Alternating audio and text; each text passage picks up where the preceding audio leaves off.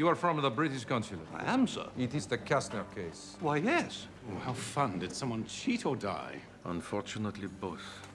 Someone has interrupted my longing for rest. It appears that I must travel with you tonight, Book. Can you find me a cabin on the Orient Express? It's 1934. Hercule Poirot, the renowned Belgian detective, has to go to London unexpectedly regarding an urgent case, leaving his holiday plans in unrest. He ran into his friend Book, who happens to be the nephew of the director of the Orient Express, arranges his travel on the evening train at the last minute.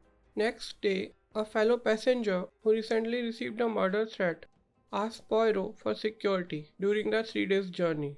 Poirot refuses, knowingly that that person is a con artist. And lo and behold, that person is murdered on the same night. On the same night, an avalanche derails the train's engine. It's stranded on a mountain. Book requests Poirot to solve the case and hand the culprit to the police. Meanwhile, the train and track are being repaired. There are 12 more passengers on the train, and everyone is a suspect. It's on Poirot now to find the murderer before the train reaches the next station. As we are snowbound, I have elected to take the case and find for my friend Monsieur Book the criminal. And why you? My name is Hercule Poirot, and I am probably the greatest detective in the world. If there was a murder, then there was a murderer. The murderer is with us. On the train. Now. Murder on the Orient Express 2017 is the adaptation of Agatha Christie's 1934 novel of the same name. It's a murder mystery set in luxurious train traveling from Istanbul to London. Hercule Poirot is played by Kenneth Branagh. He is also the director of the film. Adapted screenplay is by Michael Green. Film has a stellar ensemble cast with Branagh, Johnny Depp, Michelle Pfeiffer, Judi Dench, Penelope Cruz, Willem Dafoe, and Olivia Colman, to mention a few. Although these are some pretty big names, there is not much for them to do here.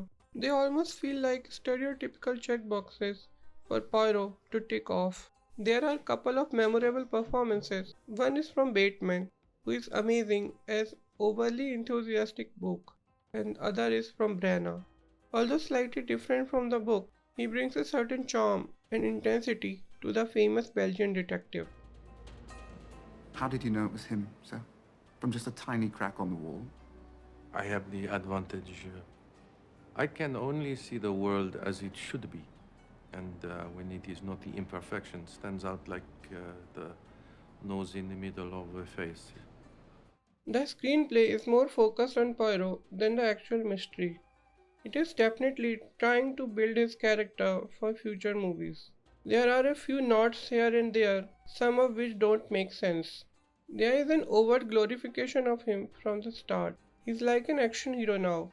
The script doesn't trust the viewer's intelligence. The opening scene is new to the script, set in Jerusalem, where he is in the middle of solving a case. The rabbi, the priest, and the imam meet under the supervision of the chief inspector of the police in a church, and the famous invaluable relic gets stolen. Who do you think stole it? Even Poirot makes fun of the situation, but making fun doesn't make it less lazy and drab. These stories are told many times before, but there isn't anything new that seems interesting. The most enjoyable part of any whodunit, investigation, clues, and putting it all together, felt like an uninspiring chore more than anything else. If you knew the story beforehand, there is a tragic background history connected with the current murder.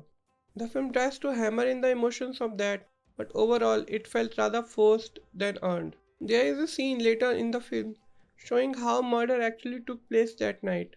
It was supposed to be dark and thought-provoking, but turned out to be an exercise in comedy.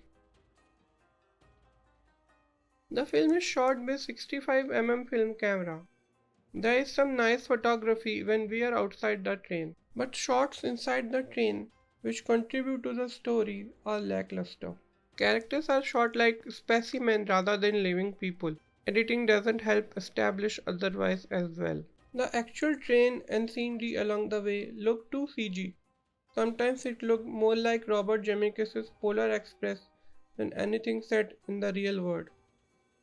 The Murder on the Orient Express lacks the charm of the book. It puts more focus on what is next to come rather than the current story. There are flashy visuals and big names to draw attention, but that doesn't keep you invested throughout the film. If you can't miss a whodunit, you might find it enjoyable. Otherwise, it can easily be skipped.